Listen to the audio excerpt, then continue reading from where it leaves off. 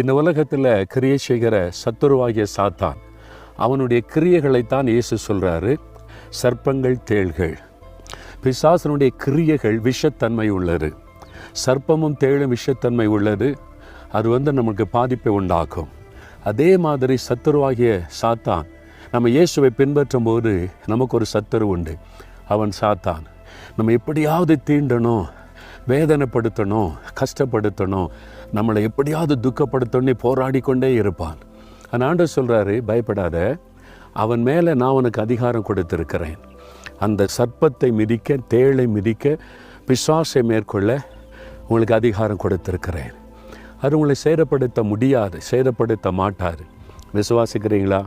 அப்போ நீங்கள் என்ன சொல்லணும்? சாத்தானே, எனக்கு விரோதமாக நீ என்ன போராடினாலும், என்ன போராட்டம் கொண்டு வந்தாலும் நீ என்னை ஜெயிக்க முடியாது, நீ என்னை மேற்கொள்ள முடியாது, என்னை சேதப்படுத்த முடியாது.